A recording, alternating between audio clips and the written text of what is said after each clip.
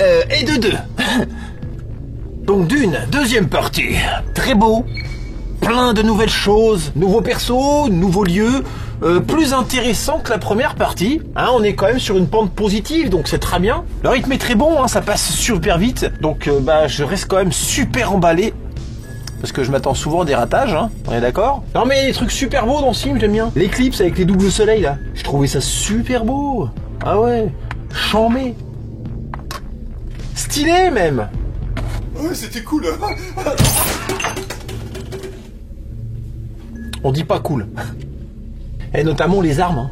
Oh la vache. Elles sont puissantes, crédibles. Le son arrache tout, quoi. Hein, c'est un des points forts du film. Hein. Les explosions sont belles. Et rarement le cinéma a atteint un tel niveau de beauté visuelle, auditive. Enfin voilà.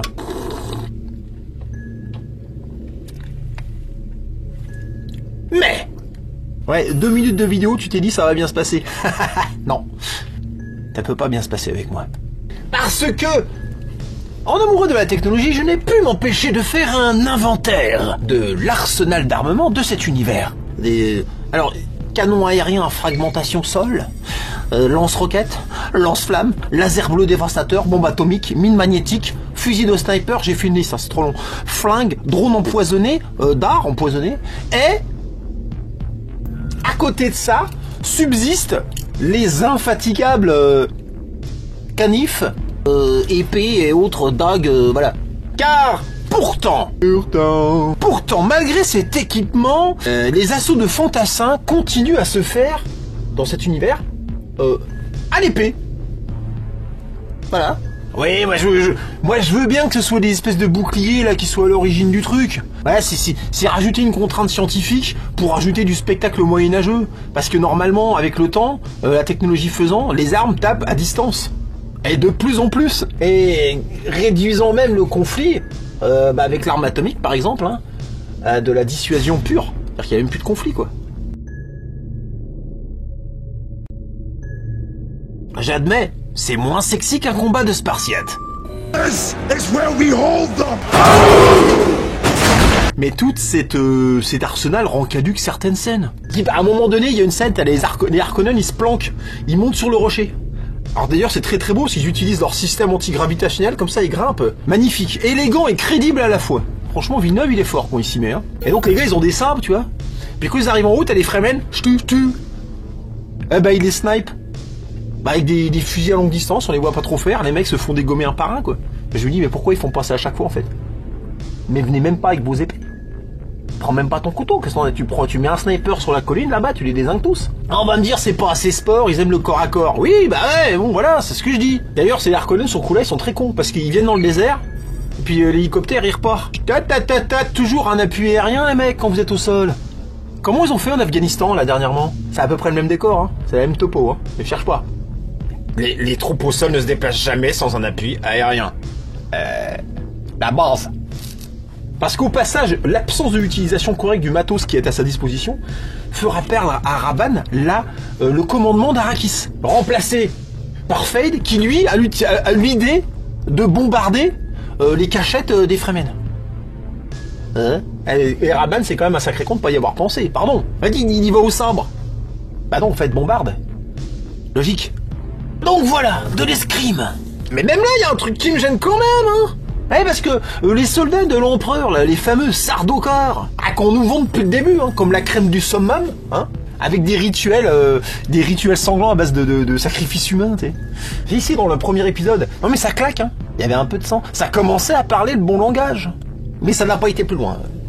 Les Sardaukar en combat, je suis désolé, ils se font éclater par les Fremen. Les ninjas des sables, les mecs. Et ne parlons pas des Harkonnen qui en matière d'escrime sont les plus nuls. Et là je me demande à quel moment les Fremen ils se sont fait dominer en fait. Les mecs ils peuvent s'infiltrer dans le sable, tu les vois pas, ils t'égorgent la nuit, tout ça. Enfin, ils attendaient quoi pour faire la révolution? Pour éclater l'envahisseur, ils attendaient quoi? Quoi? Timothée? Bon, Timothée leur a rien appris du tout. Hein.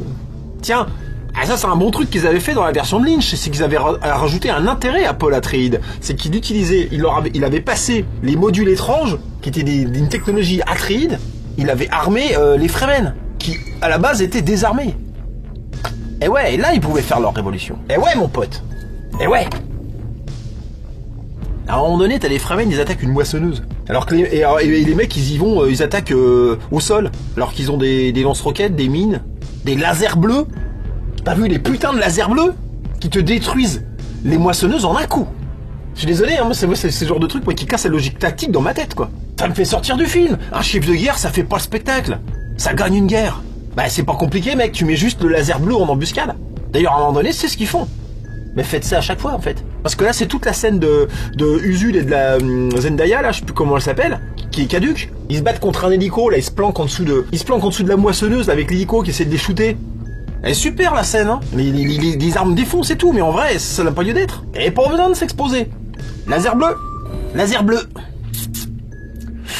Il y a beaucoup de bleu dans ce film. Par contre, il y a une couleur que vous verrez pas beaucoup. L'autre couleur. Celle-là, ouais. Non. Oh là. Oups. Oh là là, non.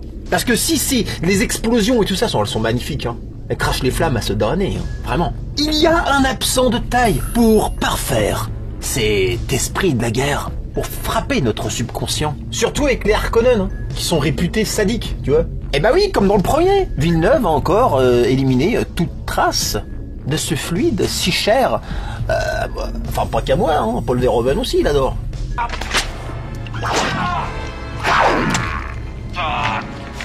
Le sang. Bah oui, désolé, au risque de me répéter, et je vais me répéter, mais... il faut que ça pisse le sang. Sinon, on comprend pas. Ah, vous allez me dire, Villeneuve, il connaît que 2 couleurs. Gris, beige. Le rouge, j'en ai peut-être même jamais vu. Alors, il y a du bleu. Il y a le laser bleu, mais il n'y a pas que ça, il y a les yeux bleus. Et puis, il y a aussi l'eau de vie. Alors, l'eau de vie, le sang, le liquide de la vie, c'est le sang, c'est rouge, tu vois, l'eau de vie. L'eau de vie est bleue, elle, par contre. Ouais, l'eau de vie... Et c'est marrant parce que c'est bleu. Et ça me fait penser au pub, là, pour les serviettes hygiéniques. Tu sais que quand ils veulent, pour montrer que ça absorbe, ils mettent du bleu plutôt que de mettre la bonne couleur. Ouais, c'est le filtre Tampax que j'appelle ça. C'est Villeneuve, il est comme ça, hein. Non mais, la version Lynch était plus saignante. Enfin, plus. Non, elle était saignante tout court, hein. Je sais pas pourquoi je dis ça. Non mais attends, sans deck, dans cette version-là, je crois qu'il y a au moins une dizaine de glottes qui sautent. Il n'y a pas une goutte de sang. Un peu comme quand tu coupes une banane, tu vois.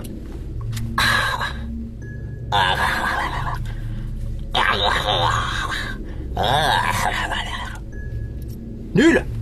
Il est où le sang? Ouh. C'est pas une banane. Tu viens d'égorger un mammifère. Je te le dis, bah là. La pression artérielle, normalement, t'en fous partout. La scène de la mort du baron Harkonnen à la fin. Oh. T'as vu Jules? Il t'apprend d'ailleurs.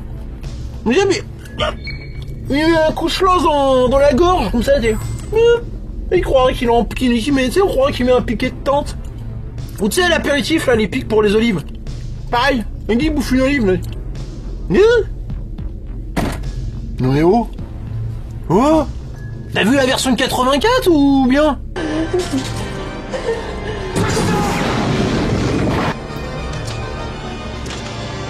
T'as le baron, il nous fait une Marion Cotillard, ça y est, finito. Le méchant du film, hein. Vache. T'as la mort de vilain fin nul. T'as fait le se faire bouffer par des crocos, un truc bien à la James Bond, quoi. Fais-nous un peu rêver.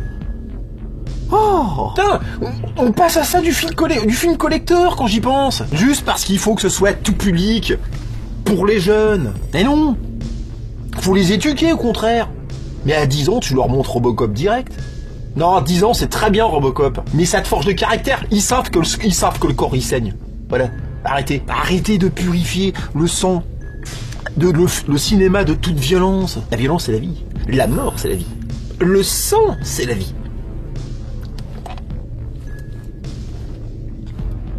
Ah, désolé, hein, mais Robocop, si t'enlèves les scènes de sang, ça fait un court-métrage de 25 minutes. C'était une autre époque. Je réclame pas non plus un fleuve d'hémoglobine, mais juste ce qu'il faut où il faut. D'ailleurs, souvent les trucs gore balancent du sang sans talent. Le top du déchaînement gore débile par excellence, c'est Mortal Kombat. Alors le premier, j'entends, il était sympa, ça passe encore. Vous avez vu ce qu'ils font maintenant avec Mortal Kombat, ça c'est... Matez-vous une compilation des fatalités sur YouTube. Vous allez voir. Des jeux vidéo qui sont d'une goritude grotesque et dérangeante à un jeu, un spectacle, l'amusement malsain à imaginer, des nouvelles fatalités toujours plus gore et what the fuckesque dans la boucherie, au but quasi assumé d'être hilarant au final. Hein. Non mais ça ne choque même plus. Hein. Tu vois. T'as vu la fatalité au saucisson? Pauvre jeunesse, qui doit se contenter d'un côté des films aseptisés à la Villeneuve, et de l'autre de l'indigente mode des fatalités Mortal Kombat. Deux extrêmes qui ne ressemblent ni l'un ni l'autre à la réalité. Et ne vous me prenez pas, hein, je pense que les jeunes, et tout le monde, hein, ressent très bien ce que je suis en train de dire. Dans les deux cas, ça fait pas vrai. Ça fait pas vrai. Faut parler au cerveau, faut lui lancer des signes forts, pour que les scènes soient sur la forme aussi évocatrice que sur le fond. Faut que ça pisse le sang. Sinon, on comprend pas. Ouais, alors un autre défaut, bon, ça m'emmerde, parce que le Dune il est bien en vrai, hein. Je suis méchant, mais je cherche, je vous montre, je vous dis quand même, voilà c'est tout. Alors, moi je trouve ça un défaut. C'est les Fremen et leur religion, qui ressemblent vraiment à des musulmans cette fois. Non mais à tout niveau, à la base la langue elle est déjà un peu arabisante. Et vu que ça se passe dans le désert, bon, on était pas loin, d'accord. Mais là ils ont pris des Africains, puis ils les ont habillés en djellaba. Et puis les prières de la truc, c'est l'islam quoi, ça ressemble vachement à l'islam. Alors je sais pas ce que les musulmans en pensent d'ailleurs. Puis même si j'allais un petit peu plus loin encore, cette reconquête de terre volée pourrait, sans trop se forcer à faire penser évidemment au conflit israélo-palestinien. Où les Fremen seraient une espèce de peuple fusion imaginaire des Juifs et des Arabes en même temps, tu vois, espèce de attendant l'arrivée d'un Messie pour récupérer une terre promise. Vous voyez, ça, y a de ça. Hein. Autre chose que j'ai pas aimé, c'est Fedrota. C'est la caricature du connard violent, méchant, arrogant, saduque à un culte et ultra nazi blanc. Il y a pas de subtilité, c'est grossier quoi. Oh là là. Il a pas d'intrigue à lui en plus, hein. Il est nul comme perso en fait. Puis à quoi il sert? Le rôle lambda du méchant qui est méchant quoi. Mais parce que c'est notre projet. Non, c'est dommage. À haute défaut, c'est le final où tout le monde est rassemblé avec l'empereur, interprété par Christopher Walken. On l'avait pas vu dans le 1. Là, je vous le dis, voilà. Christopher Walken, c'est celui qui se met la montre dans Pulp Fiction. Non mais la scène finale, j'ai trouvé épurée, moche, et de tous les décors du film, c'est le plus nul. Désolé de revenir sur la version de Lynch, hein. Mais bon, il y avait un temple à la fin. Tu vois, il y a une architecture des temples, des piliers, un escalier, des mosaïques, et puis des gens qui s'habillent pas tous en gris beige. Non, franchement, là, le décor final, on dirait le hall d'entrée d'un immeuble. Hey, franchement, il manquait plus que des boîtes aux lettres. On y était. Dernière chose qui passe pas tellement finalement, parce que voilà, je voulais donner sa chance à Timothée Chalamet là, mais bon, c'est pas un désastre, mais le casting ne me branche toujours pas. Le Kwisatz Haderach, je sais pas si c'est les yeux ou la coupe de cheveux, puis il pèse pas assez lourd. Non mais tu mets au moins un mec, faut au moins 70-75 kilos quoi, pas en dessous de 60. Le mec doit au moins pouvoir soulever sa gonzesse.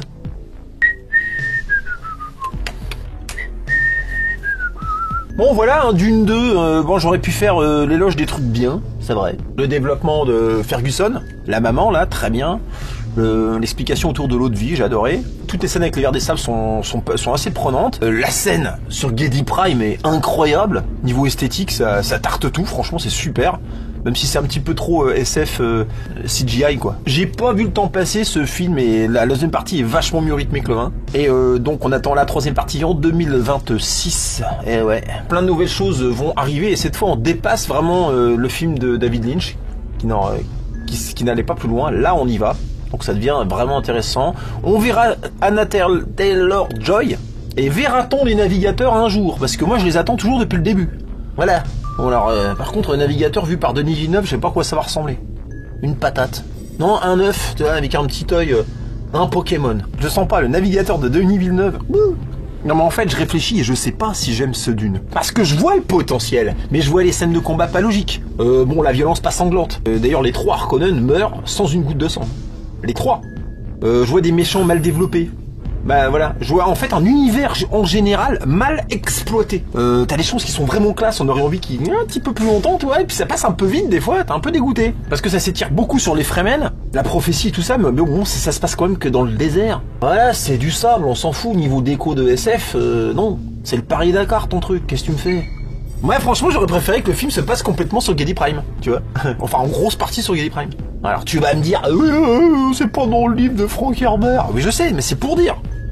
Je donne un exemple. J'aurais aimé des Harkonnen plus complexes, moins manichéens surtout. J'aurais aimé qu'une intrigue de l'empereur un peu mieux échafaudée, avec un développement des familles, avec plus de personnages secondaires. Parce que en vrai, le baron, les Harkonnen, il a que deux potes en fait dans la vie. Il a que deux généraux en fait. Rabban, Fade, terminé. On aurait voulu un Rabban moins con par exemple. Un Fade Rotet qui aurait un vrai talent. Pas juste couper des glottes. Mais attends. Attends, remets le gif là.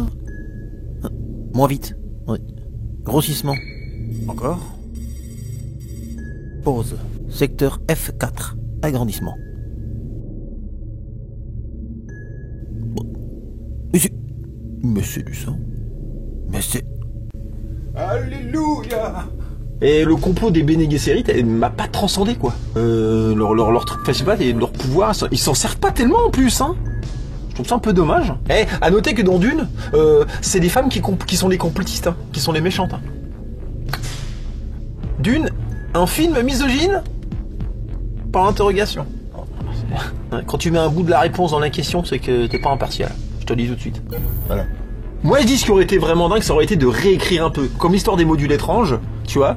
Ça rajoute des trucs, de la crédibilité, un machin. Rajouter des scènes dans l'espace, je trouve que ça manque. Rajouter des personnages. On veut ressentir de l'urgence, on veut ressentir du désespoir. Alors du désespoir on en a à la fin du 1 quand même. Paul est quand même dans la merde, on est d'accord, il y a du désespoir à ce moment-là, c'est vrai. On veut ressentir l'impasse, le doute. Aucun personnage n'a de dilemme dans le film. Là, ils ont tous une route. Là, c'est tout droit, là. C'est parti. Zou. Il n'y a pas de croisement, rien. Mais il me semble que je l'avais déjà dit dans mes autres chroniques, il faut réécrire Dune. Hein. Il faut se donner des... Pour que ça fasse un truc au cinéma qui claque. Par exemple, au niveau des personnages importants qui meurent, on en a deux au début. Les deux Atreides au début. Et à la fin, les trois Harkonnen. C'est deux, mais trois. Terminé. D'accord, éparpillés les mecs, qu'il se passe un peu des choses, quoi. Non, c'est 2 au début, 3 à la fin. Je trouve que c'est mal réparti. Un univers incroyable, hein. Attention, riche, hein, de tellement d'idées de fous, quoi. Tu te dis... Et en plus, t'as Denis Villeneuve qui arrive derrière et qui enlève le sang. Oh non, mais ils le font exprès, en fait. Pour moi, c'est du sabotage, hein. Fin de la critique de Dune. Merci de l'avoir écouté jusqu'au bout. N'oubliez pas de vous abonner, hein, et de... Ah, rien à foutre, moi je m'abonne pas à ta chaîne de merde. Voilà. Ah bah lui au moins c'est sûr il s'abonnera pas comme ça. Il a une bonne raison maintenant. Voilà. Mais toi aussi, abonne-toi. Mets un pouce. Un pouce. Il est juste là. Mais... On met le pouce. Fais gaffe, j'ai le doigt qui tremble. J'ai pas pris mes cachets ce matin. Je suis pas bien, regarde, t'as vu, je suis pas bien là. Mets un pouce. Bien sûr que si que la balle elle peut passer dans la caméra. Si. Bah si, parce que si. Donc fais gaffe. T'as toujours pas abonné. Ça va partir. Le coup il va partir. Ok? Ça va partir. Ah putain merde, j'ai pas fait exprès. Attends, j'ai pété la caméra, le con. Mais ça marche pas alors le coup de la balle dans la caméra? Dans quel film j'ai vu ça? Moi je suis trop con ça. Ah faut plus faire ça en fait. D'accord. Tu sais, si tu t'abonnes un jour, tu seras aussi fort que Butch Wallace. Tu vois? Non.